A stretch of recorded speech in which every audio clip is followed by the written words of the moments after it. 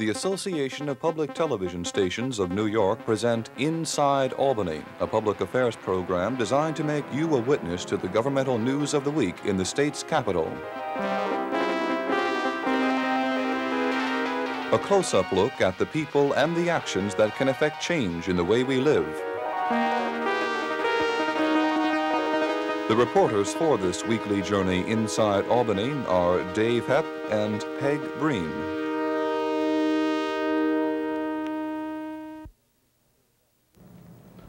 Good evening. I'm Dave Hepp. And I'm Peg Breen. Welcome to Inside Albany. Tonight and in the weeks ahead, we'll be showing you state government in action and explaining how those actions affect you. To do this, we'll be covering the legislature, the governor, and the various state agencies.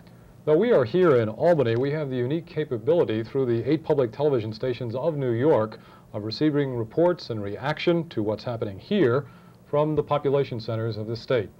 The story this week, of course, is Governor Hugh Carey's first State of the State message, delivered yesterday to a joint opening session of the 198th legislature. The new governor outlined a gloomy picture of the state's financial condition and the rather harsh measures he intends to take to correct it.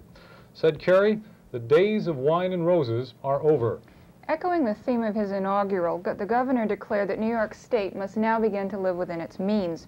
To achieve that end, Governor Carey called for an immediate state hiring freeze, a 10-cent a gallon increase in the state gasoline tax, an increase in taxes for those he described as more fortunate and able to pay, tax increases on certain activities, which he did not specify, public employees to forgo pay increases or face layoffs, drastic cuts in aid to localities coupled with suggestions of local income taxes, and cuts in the costs of municipal government. That's just an outline of the Carey approach to averting financial crisis in New York State. Here is part of the grim message as delivered by the governor yesterday. Accordingly, I have ordered that there will be an immediate freeze on state hiring for the balance of the fiscal year. I urge that every local government adopt a similar freeze in every area, save only the most vital expenditures for public health and safety.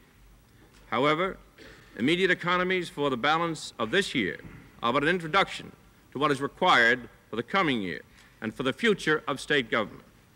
In the year ahead, I invite you to join with us in what I intend should be the most searching and critical review of state and local government and all programs and expenditures that we've had in a generation. Item by item, line by line, there will be a thorough review of every taxpayer's dollar we budget.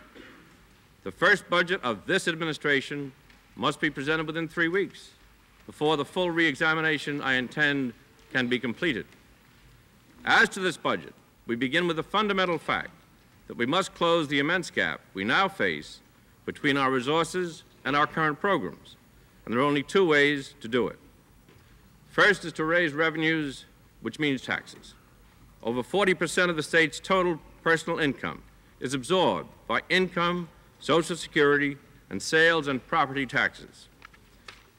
Particularly as it affects the poor and the hardworking middle classes, this is an unsupportable and confiscatory burden.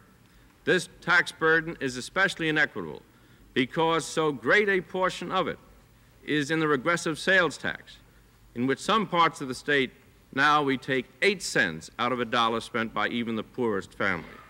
Over the long run, we will undertake a fundamental re-examination of the entire state and local tax structure to raise needed revenues more fairly and productively. To meet the financial emergency of this fiscal year, we must immediately raise certain taxes on those more fortunate and able to pay, as well as taxes on certain activities. With a single exception, however, I intend these new taxes as temporary measures only, pending the full review of state and local programs that will be carried on during the coming year. And even in the present, in this emergency, we cannot, and I pledge that we will not, increase the sales tax rate or income taxes on the great majority of our citizens.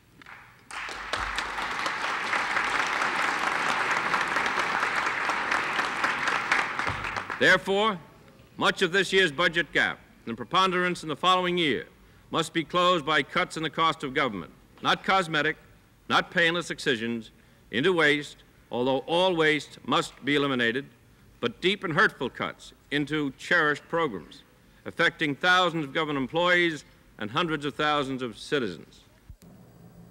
The governor assured the legislature he would cut but not destroy the budget. He then went on to elaborate his proposals for aid to localities. Any effort to cut the cost of government in the state would be futile if it did not address the local assistance, which represents 70% of the entire state budget. I will therefore, in this session of the legislature, send appropriate amendments to the laws governing state reimbursement formula, including those governing education, Medicare, and public assistance. Amendments of the educational formula to fully reflect the decline of enrollment in many areas and to move toward a true enrollment formula generally is only one example. For the budget I will shortly present, the state is required by law to reimburse the expenditures of local authorities according to the existing formula. I intend, therefore, to consider state support to localities on a 2-year basis. Assuming that present economic conditions continue, my local assistance budget for 1976-77 will incorporate necessary economies for both 1975-76 and 1976-77. I therefore appeal to every local spending authority now receiving funds under a reimbursement formula to voluntarily cut its budget to the maximum extent possible this year, applying the savings to the far leaner budget that we must all face in the year that will follow. How these economies ought to be effected is a matter for the informed wisdom of the local authorities. What is absolutely required is that the economies be made. We will work with local authorities to solve the difficulties we share. We will attempt to help with special problems, such as those faced by many cities in the wake of the decision of the Court of Appeals in the Heard case last year. But all our efforts cannot and must not obscure the essential fact that Albany cannot solve every immediate local problem, nor is this a temporary condition. We must all live by the rule of austerity for as far ahead as we can see. This administration cannot and will not crush the taxpayers to support unwarranted increases in local budgets when the budget of every household in the state is in itself under stringency. The savings must be up to you. In this regard, the mayors of New York City and Buffalo, two men steeped in the tradition of the municipal service, have taken the lead with courage and foresight. Today, there are reports that New York City's Mayor Abe Beame and Buffalo's Budget Director Philip Cook turned thumbs down on Kerry's proposals. The governor moved from fiscal matters to reform, first of the courts. As to the courts, I will shortly issue an executive order setting forth procedures to ensure that all judges appointed by me will be subjected to the most rigorous screening and evaluation for their quality and qualifications. No new judges will be appointed before that order is issued. More importantly, I urge the early enactment of a constitutional amendment providing for appointment of judges by the governor under a merit system. I urge speedy enactment of the amendment already proposed to facilitate the discipline and removal of judges. Pending passage of that amendment, I fully support the temporary commission on judicial conduct created last year. Finally, I will await neither new legislation nor the actions of others to exercise the full power of my office.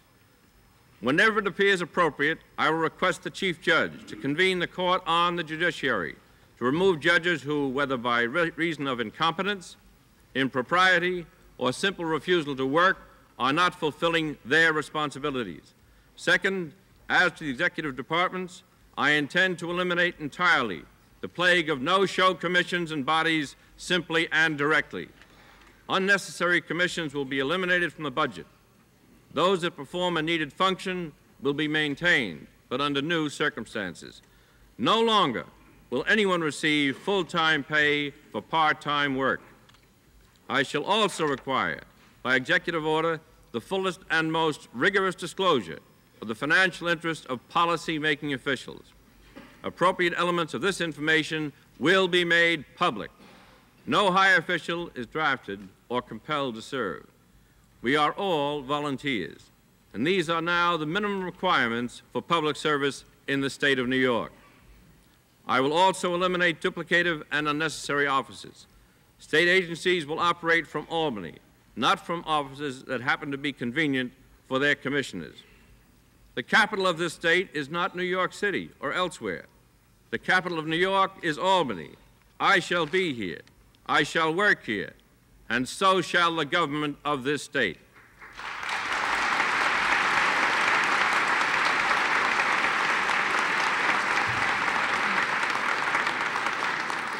Third, as to the Senate and Assembly, I have spent my political life in a legislature. I know how fiercely and properly you guard your independence, but I urge you to impose on yourselves the same kind of rigorous disclosure and ethical rules I have ordered the executive departments, as well as comparable economies. In this regard, I will offer legislation for your most serious consideration. Fourth, as to political campaigns, one area in which we cannot afford not to act is to provide widely based public support for political campaigns.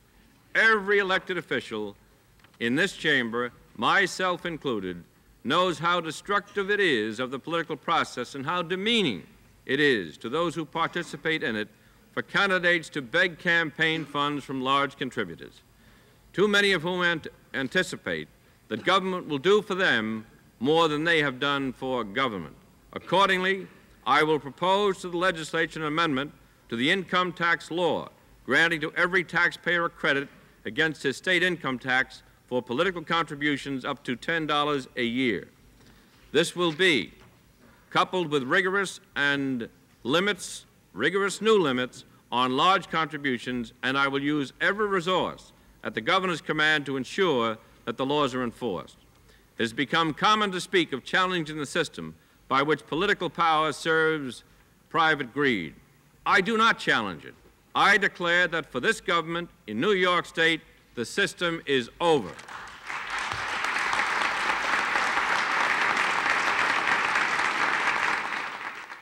Kerry specifically referred to government corruption later in the speech as it relates to the ongoing nursing home investigations. The governor was rushed by television time and eliminated much of his 18-page printed message. For instance, he did not verbally ask for that controversial hike in the state gasoline tax. He did also call for new consumer protection measures, emergency aid for the Urban Development Corporation, and a budget hike for the Mental Hygiene Department.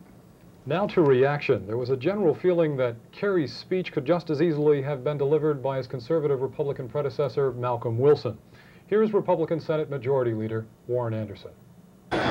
Senator, what was your reaction to the State of the State message? Well, I was frankly disappointed, perhaps not as disappointed as I'm sure some people will be who voted for Governor Kerry.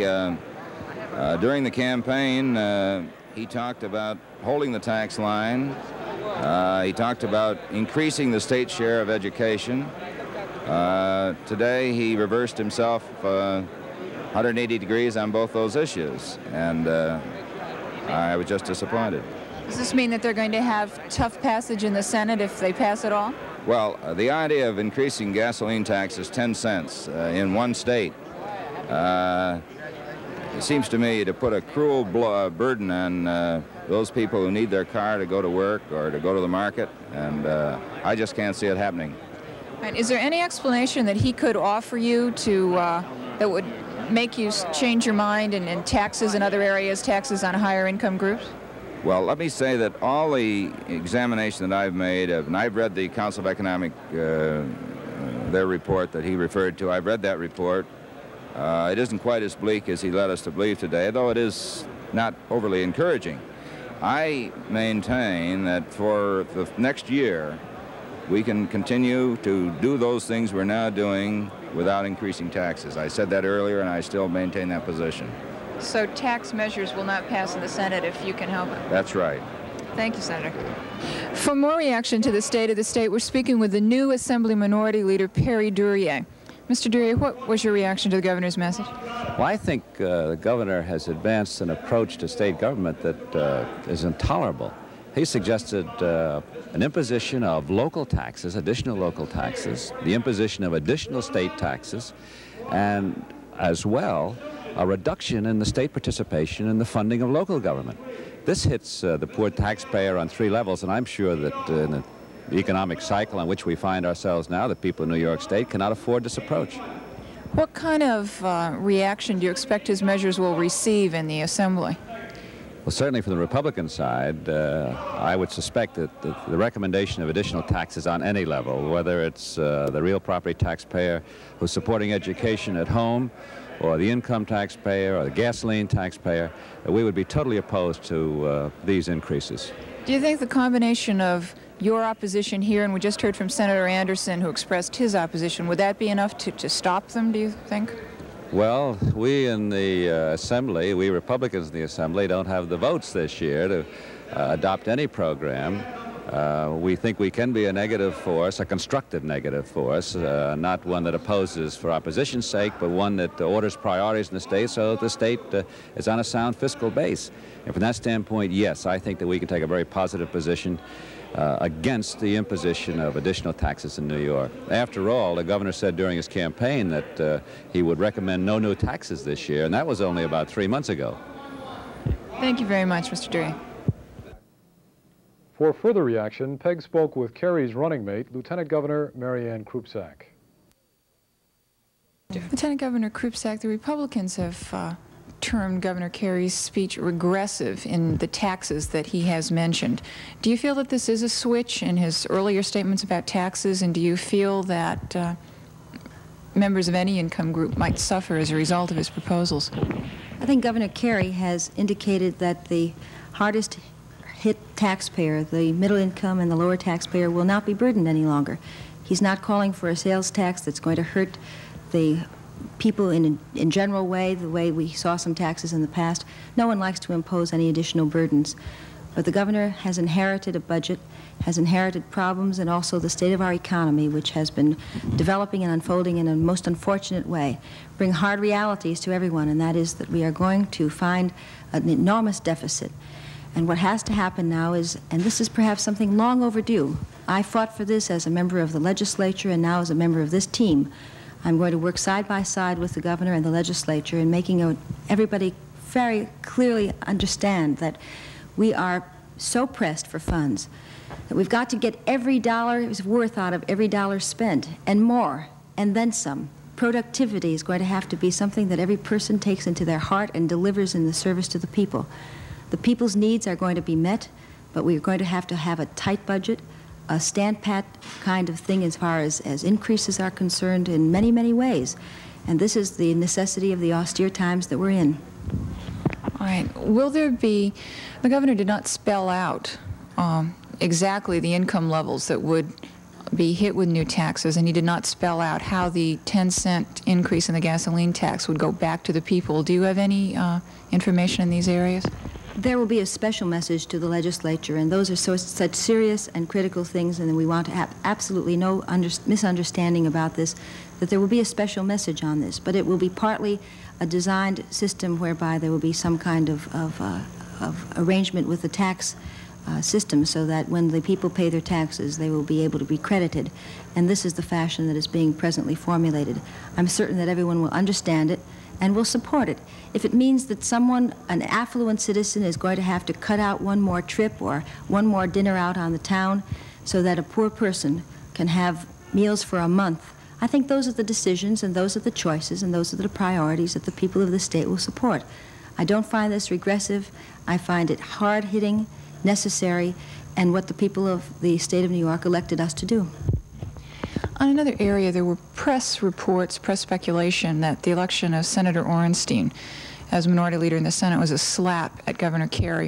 And there were indications that since you supported him, that there was a split, behind-the-scenes split with you and Governor Kerry, and that you would not be part of his inner circle. What's your reaction to those reports? I don't know where some of these speculations come from. Governor Kerry told me right from the start that he was not going to be involved in the matters of the legislative leadership.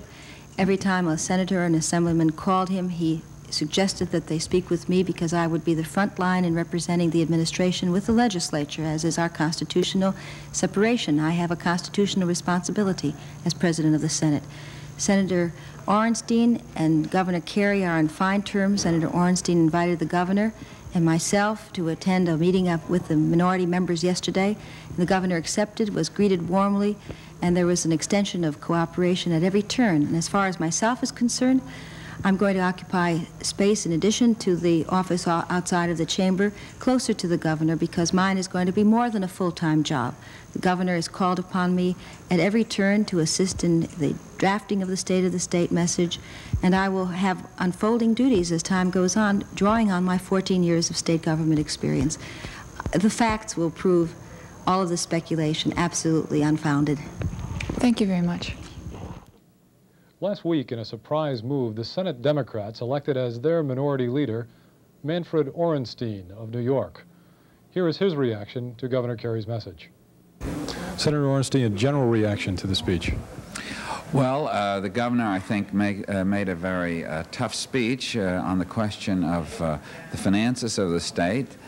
He called upon economies both in the state government as well as in local government, and I think that's very much called for in terms of the economic crisis which we're living in. Of course, he also made some very controversial proposals, such as raising income taxes in the higher brackets and cutting assistance to local government. We in the legislature now are going to examine the budget of the governor when it's submitted on February 1st.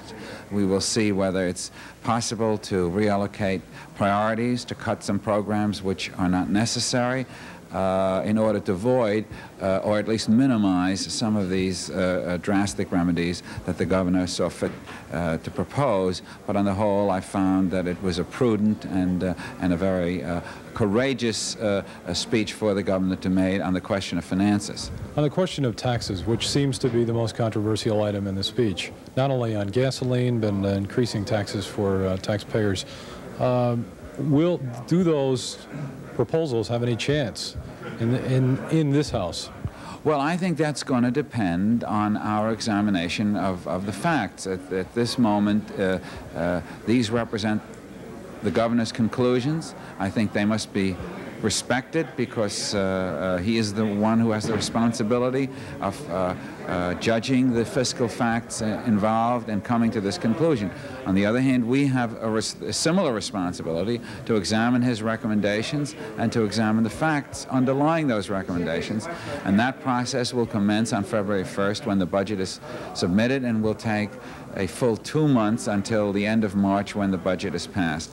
And during that time, we will make the determination in both houses as to whether the facts that the governor has reached these conclusions from are correct, or whether they are possibly can be adjusted in other ways, or whether we have to go part or all of the route that the governor talks about.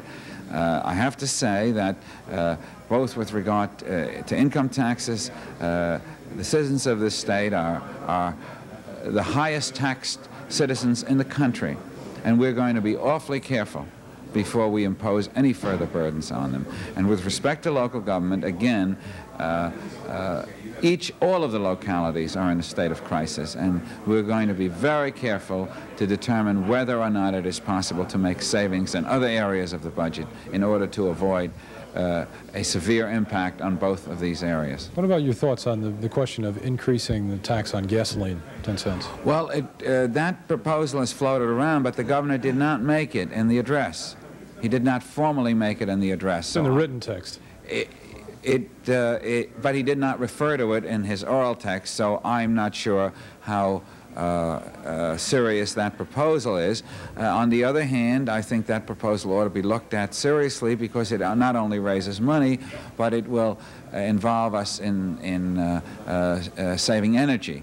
However, a gasoline tax will fall disproportionately on moderate income tax payers, and again, for that reason, we've got to be very careful before we go along with any of these recommendations. Thank you very much. Thank you. We now hear from the new Democratic Assembly Speaker Stanley Steingart of Brooklyn, who was asked to comment on Republican denunciations of the tax proposals. I'm not going to comment on what the Republicans are saying. I would prefer to see the details of the governor's program before I comment in that nature. The governor very forthrightly said that he will not impose taxes on the middle and low-income taxpayer of this state who are overburdened now. Mr. Speaker, do you think that the people of the state are prepared to accept a tough document like this speech and support it?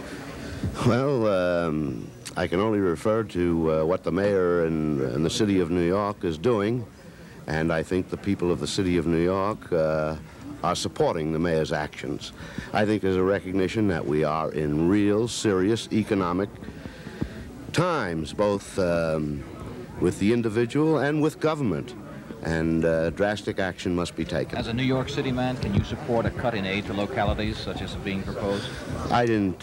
First of all, I'd like to see, as I said before, the implementation of all of these programs, and we'll have further discussions, and it's not going to be done overnight, but I will meet with the governor. I will have our staffs work with his staffs, and we'll come to a conclusion on that later. Thank you, Mr. Speaker. Excuse me, I'm going. It was just an hour before the governor's message that Mr. Steingart fulfilled a lifelong ambition to be elected Speaker of the Assembly. Stanley Steingart has received the majority of all of the votes cast. I declare him duly elected Speaker of the Assembly for the years 1975 and 1976, and appoint Messrs. DeSalvio and Stevens, a committee to escort the Speaker-elect to the chair. Gentlemen. There had been some speculation that Mr. Steingart would not be elected Speaker, as his father Irwin was before him. That's because of Mr. Steingart's involvement in a federal and state inquiry into New York City nursing homes owned by Dr. Bernard Bergman. Two of the many Bergman homes are insured by a Steingart firm, and there is a question whether Mr. Steingart intervened with the State Health Department on Mr. Bergman's behalf. Last week, with this speculation flying around the Capitol, Mr. Steingart cut his business ties, met with Governor Carey, and then answered press questions. Mr. Steingart denied speaking to Health Department officials, and I asked him if he had ever spoken to anyone on Mr. Bergman's behalf. I never talked to an agency in state government about Dr. Bergman. I indicated when asked that, in my opinion, then, that he was a reputable religious leader and community leader. At that time, that's all I know. Were you ever aware of the conditions in the homes that were apparently causing the holdups in approval? I wasn't. I read about some of them, and as a matter of fact, we attempted to develop a home care program in the state, which would have kept many of our senior citizens out of nursing homes. And it's a program that I'm very much interested in and will push for this year, as well as ferreting out all the problems that exist. That final segment was an interview with Stanley Steingart before he became Assembly Speaker. We'll be following Mr. Steingart in his new role in the coming weeks. We'll also be introducing you to the commissioners of various departments. Just a few blocks up Washington Avenue from the state capitol is the building housing the office of the Secretary of State, Mario Cuomo. Mr. Cuomo was one of Governor Carey's first appointments in the new administration. The Secretary opposed Marianne Krupczak and Assemblyman Antonio Olivieri in the race for Lieutenant Governor. He lost. He's come to Albany as Secretary of State. Secretary, a man is said to mold a job to fit himself. And since your job description, as outlined in the state constitution, is one of your duties is custodian of the Great Seal and other ceremonial duties, how do you see the job? Will it just be conducting the duties as outlined in the Constitution, or is it going to be more than that for you? It's going to be the duties outlined not in the Constitution, but in the executive law and the statutes, and a good deal more. Incidentally, even as it's now constructed, the office of the Department of State goes way beyond the custodianship of the Grand Seal. It has various licensing functions. It is the repository of the laws of the state. It has an extremely important function in connection with corporate structures throughout the state. It's a very large department in numbers of personnel, has offices all over the state, and it has performed extremely well in the past. The governor has said not that that ought to be altered by reduction, but it ought to be altered by accretion. He would like me, at least as Secretary of State, in addition to running the department, to serve in various other functions. One would be as a special representative in the area of judicial reform. Of course, I am, after all, and have been for a long time, an attorney and a professor of law. He'd like me to work especially in the area of disclosure, that is, the new obligations for public officials elected and appointed to disclose their personal, financial, and professional arrangements and connections. He has said publicly he would like the mechanism for that disclosure eventually to rest with the Secretary of State in the Department of State. He's asked me to serve as a special representative to the City of New York's Charter Revision Commission. That will be a very big issue in the City of New York in the months to come. And in addition, here recently he asked me to inquire into the nursing home situation, which is a dramatic problem at the moment. So I see my role as a kind of Secretary of State in the traditional sense, to run this department that has, by reputation, been one of the excellent departments in the state, and from what I've seen of it, that reputation was deserved. He wants me to do that and serve as a troubleshooter, a kind of executive ombudsman, if you can conceive of such a thing. The ombudsman normally, the traditional concept is he ought to be independent of government, and I think that's a good idea too, but for the time being he's asked me to serve as a kind of executive ombudsman for him. You've been a longtime friend of Governor Carey, and I wonder about the inner circle of power that who share power in the governor's chamber. You're included in it. Will the governor be spreading power out within the agencies? Will he keep it in the executive chamber? I've known the governor for many years. As a matter of fact, we were at law school together for a while. He started a little bit late in his life, going to law school. I've not known him socially, all that closely. The governor does not look to friends for opinions and advice as much as he looks to people with good ideas. The fact that I've known him for 20 years does not assure me the governor's ear. The power will rest with those people who are able to make a convincing case to the governor. He is a singularly reasonable person. He is a person of high intelligence who recognizes a good idea when he hears one. So he is not the kind of person who will run government by crony. He's not going to be surrounded by a lot of old friends whose advice he will take indiscriminately. He will take the advice of a stranger if the advice makes sense. So I don't think it's accurate to say that those of us who have known him for a long time are going to be in a special position to have his ear. It's not going to work that way. The people who will have his ear are the people who repetitively come up with good ideas. He is not going to have a small coterie of power brokers or pressure idea people around him. He'll be traveling around the state. He has great reach. He has great expanse. He moves into the academic circles very easily. He is, of course, an attorney himself. And where there are lawyers who can be helpful to him, he can use them. He knows the ethnic community. He knows all of the whole panoply of people and segments of the state, and he'll draw from all of them for ideas and for people. Mario Cuomo will be a busy man in the Carey administration. His duties have already included being the governor's prime investigator in the nursing home scandals. Next week, we'll talk to him about that. Now to continue with another of the governor's appointees, here's Peg in an interview taped earlier this week. State government extends beyond the Capitol, and Inside Albany will take you out to the agencies to meet the different commissioners. We begin here at the Department of Transportation with Commissioner Raymond Schuler.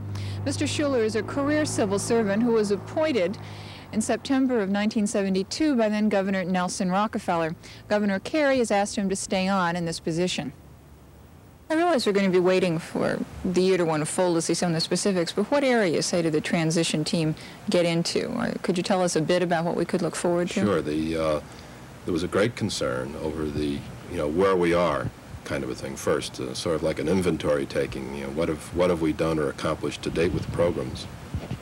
Where are we at this time? Where have we been? And, of course, where are we going? How do we get on with accomplishing the goals that had been set out in transportation? And I think it's what you'll see evolving is a continuing concern for transportation as it fits into the energy concerns, environmental concerns, and economy development in our state, so that it's that kind of an examination. When you think of Governor Rockefeller as the road builder.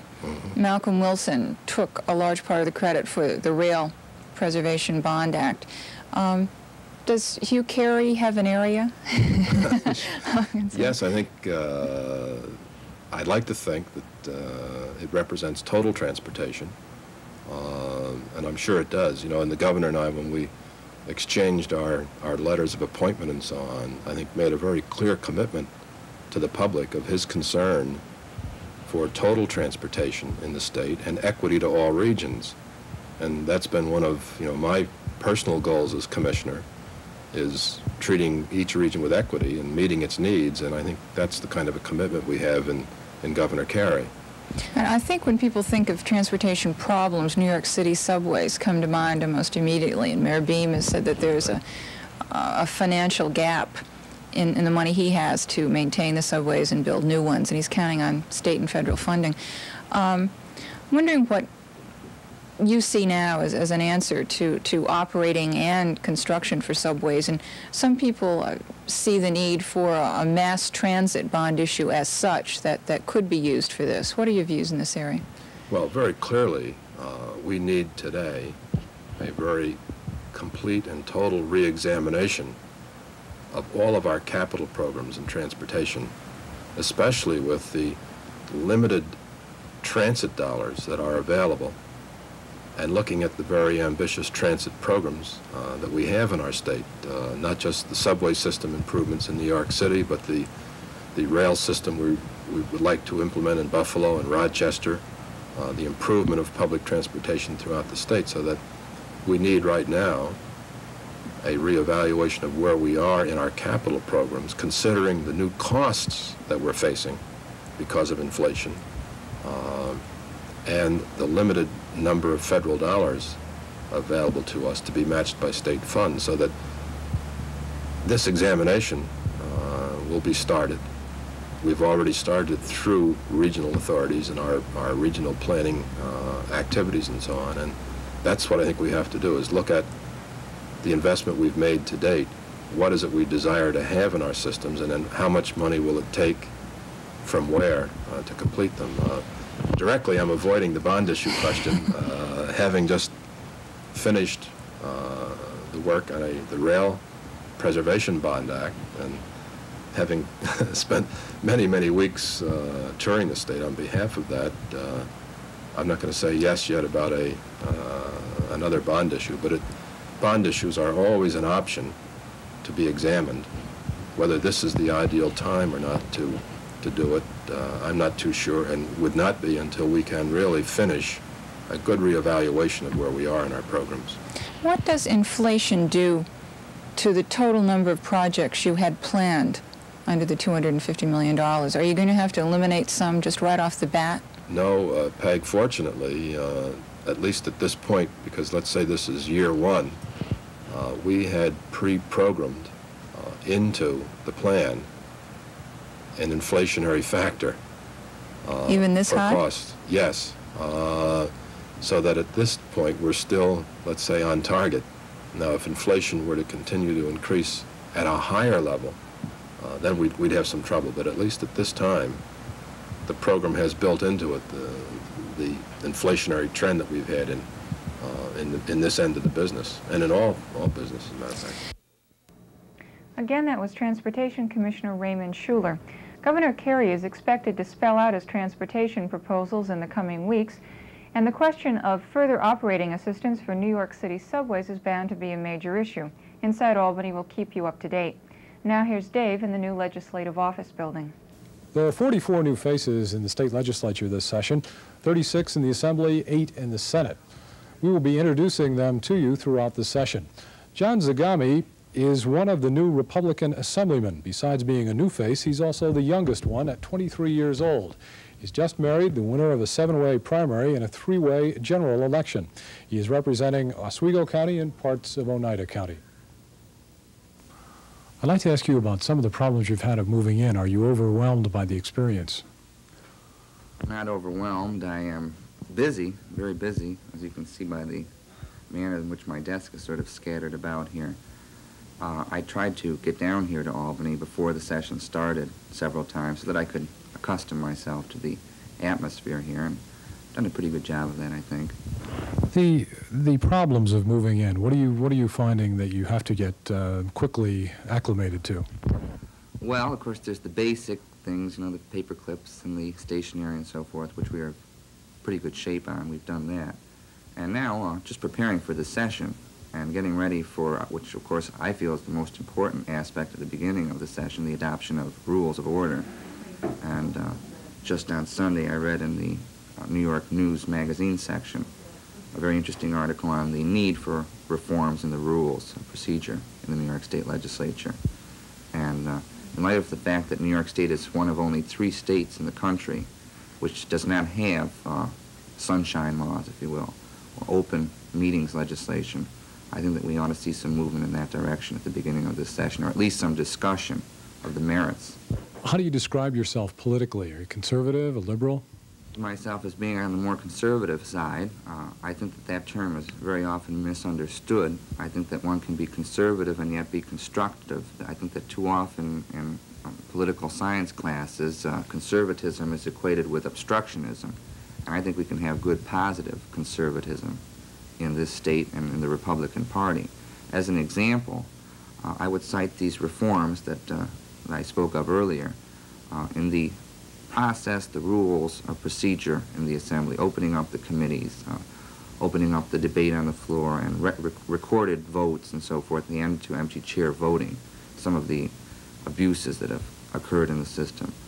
These are the sorts of things that I'm committed to, and I think that I feel that I'm a constructive conservative. I would echo the words of the great British historian Thomas Babington Macaulay, who made a great speech on the floor of the House of Commons in 1831 when the British Parliament was considering whether or not to adopt the Reform Bill of ultimately 1832, which enfranchised a great number of Englishmen.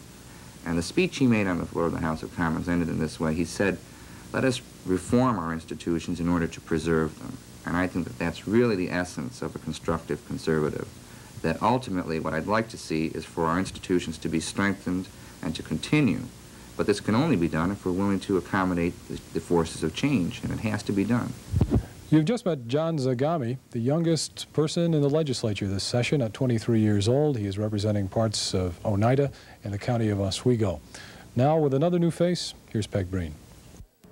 For another newcomer's view, we spoke with Democratic freshman Senator John D. Perry of Monroe County. Senator Perry is a high school economics teacher, and he served for 3 years as Democratic minority leader of the Monroe County Legislature. Senator Perry defeated incumbent Gordon DeHaan and 3 other candidates to win his seat. Senator, what were the issues in your campaign? Why do you think people sent you to Albany?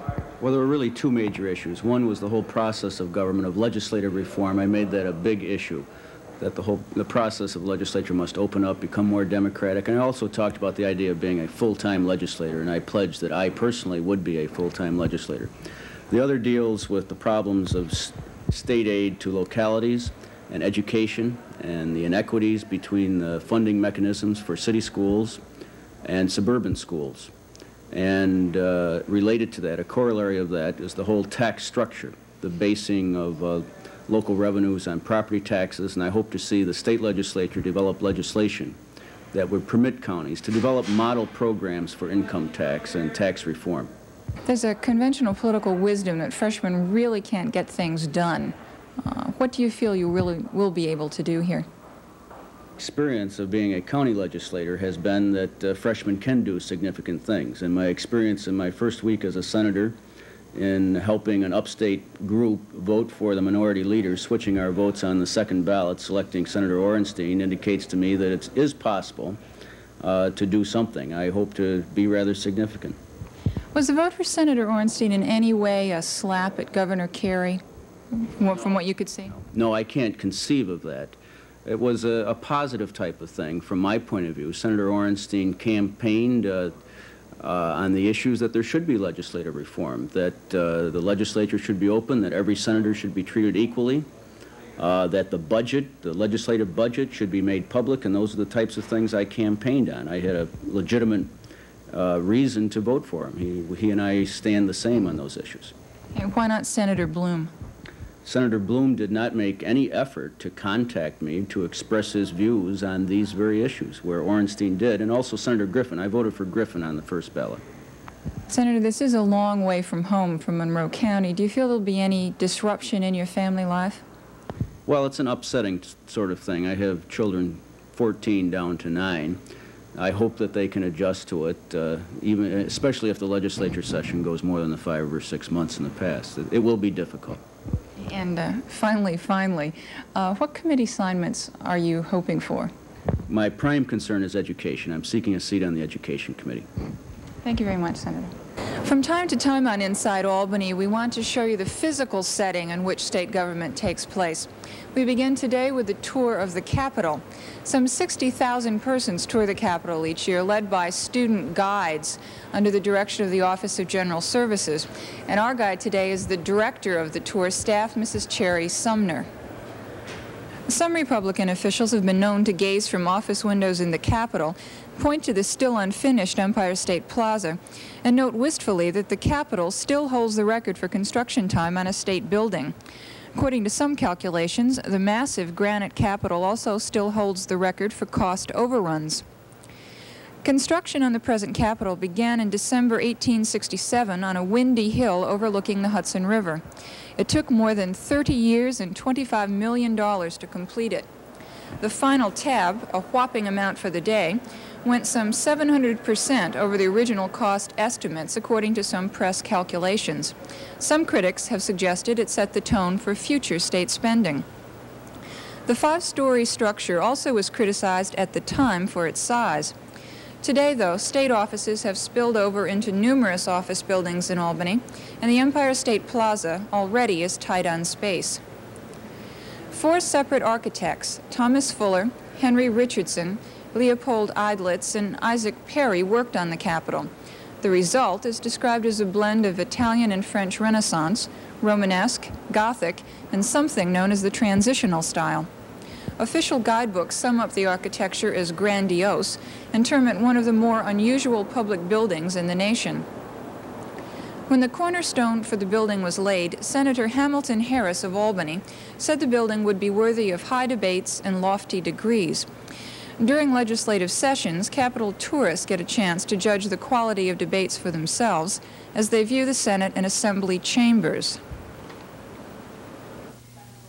This is the Assembly chamber. Mr. Eidlitz designed it, and he had planned to have, in fact, had constructed a ceiling that went some 20 to 30 feet higher than the present one. After the chamber had been occupied for about 10 years, the ceiling began to crack and the stone came down on the assemblyman's desk. It was necessary to remove all of this stone, and along with it, the 2-ton keystone that had supported the groin ceiling. Now all we have left are these 4 large granite pillars to remind us of the grand ceiling that Eidlitz had planned for the Assembly chamber. The speaker sits in the center of the dais. On one side of him is a personal aide, on the other is a member of the clergy, and this rotates between the 3 major faiths in our state. The clerical section is just below the speaker's portion of the dais, and these people are responsible for the mechanics of the assembly. At the entrance to the 3rd floor assembly chamber, a special rug depicts the state seal. The tour guide explains the symbolism in the seal, but does not mention the partisan battle over installation of the carpet that occurred in 1964. In that year, Democratic Assembly Speaker Anthony Travia ordered the rug from a New York State manufacturer, but the manufacturer in turn had it made in a Hong Kong factory.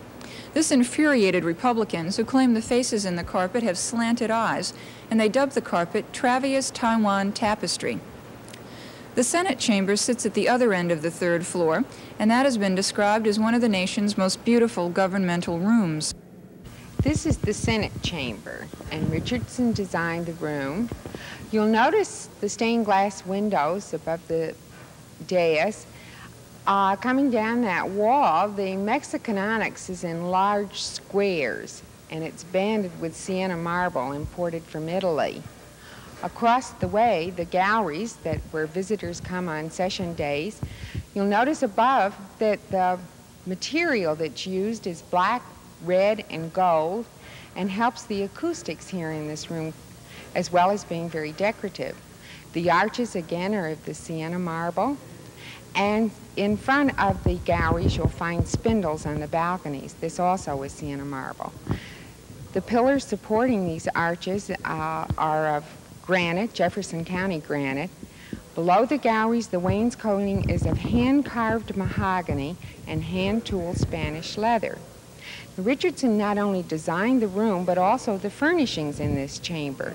And the desks, even though they're a little topsy-turvy, getting ready for the start of the new session, are of hand-carved mahogany. Now, Richardson had only a few senatorial districts that he had to be concerned about furnishing a desk for. So some of these are originals and some of them are copies of the originals. Richardson's clock over in the corner is the official timepiece of the Senate. It's a case clock of hand-carved mahogany, and it tells senators exactly what's going on as far as time is concerned, and it might be stopped at the end of the session at 2 o'clock on a particular day, even though the session might continue on for another 2 or 3 days.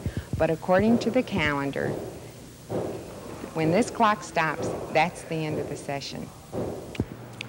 The tour also explains that the plush Senate lobby is used as a resting spot by the senators. There seem to be more lobbyists than lawmakers sitting here during the session, however. The executive offices are in the south wing of the second floor, aptly named the Hall of Governors. Portraits of the state's chief executives line the hall, and those of Nelson Rockefeller and Malcolm Wilson have yet to be included. Hugh Carey will be the 26th governor to occupy these chambers.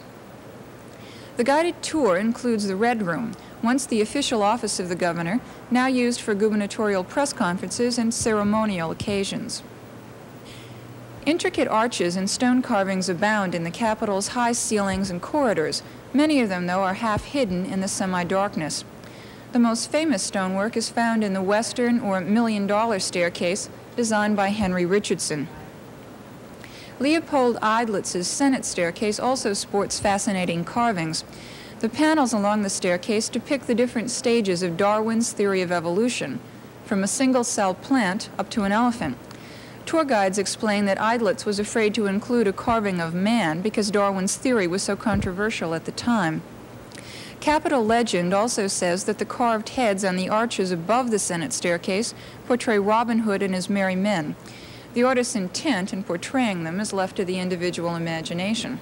There are no official tours yet of the 96-acre Empire State Plaza, but in coming weeks, Inside Albany will give you an unofficial tour of the plaza and of other key sites in the capital city.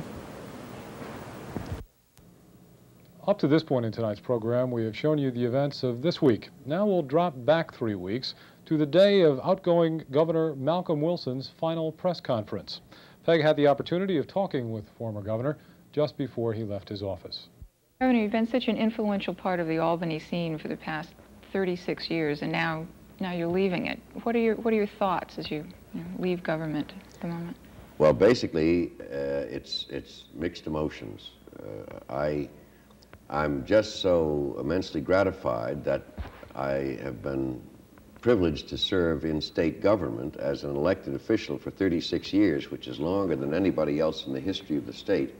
I'm very grateful to the people who have provided that opportunity for me. First, the voters in my assembly district down in Westchester County, and then the statewide voters during the years I was lieutenant governor and my 1 year as governor.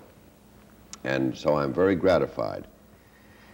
I would have to say that I am very sad about the fact that come January, it'll be the first January in 36 years, other than the 2 years early in my legislative career when I was in the Navy on active duty in World War II. It'll be the first January and February and March that I will not be in Albany actively engaged in the business of state government. I am sorry that I will be leaving the community of Albany and its environs, and the very many wonderful men and women who live in this city, who aren't in government at all, but they're very hospitable people. And I've greatly enjoyed my association with them down through the years. Notably, since I've been lieutenant governor, when I spent virtually much more time here than in the Assembly by virtue of the nature of the work, and obviously as governor. So, as I say, it's, I have mixed emotions. Governor, one of your most quoted phrases or the different hallmarks that you set for your administration, the compassion for people, yes, government, economy, and efficiency. What shaped your political philosophy? Were there forces before you came to Albany, personalities you met here? Well, that opens up a wide range of possibilities, and as all I can say is, as Popeye said, I am what I am. That's what I am. I think that if we don't grow every day, it's not good, and there are different influences to which we are subjective, and these have impact on us, even though we don't discern the particular impact.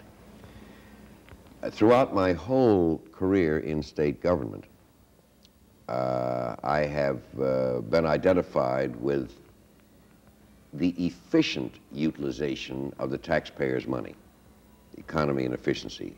That was so during the years that I was in the Assembly,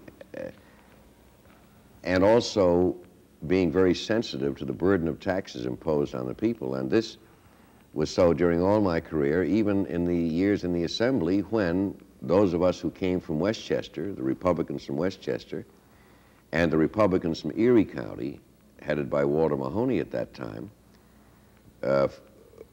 successfully resisted efforts of Governor Dewey, a Republican governor, to raise taxes, the particular taxes which he advanced at that time.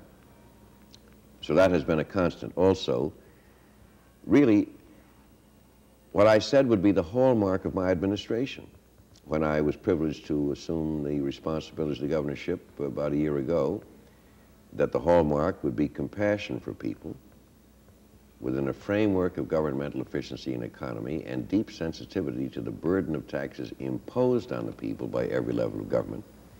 That was not a new thing for me. Those have been collectively the lodestar which has guided all of my actions in all 36 years, whatever my capacity in government. Former Governor Malcolm Wilson, who tonight we are told is relaxing in his home in Yonkers. Well, that in 57 minutes was the new administration's first week in Albany. There have been predictions of a long session, 6 months at minimum from some sources. So I think that the legislature and this program are in for a long run. Next week we'll bring you reports on legislative reform, the ongoing nursing home investigation, and state aid to localities. In addition, more new faces in the Kerry cabinet and in the legislature. We hope you'll join us. And until next week, I'm Peg Breen. And I'm Dave Hepp. Good night from Inside Albany.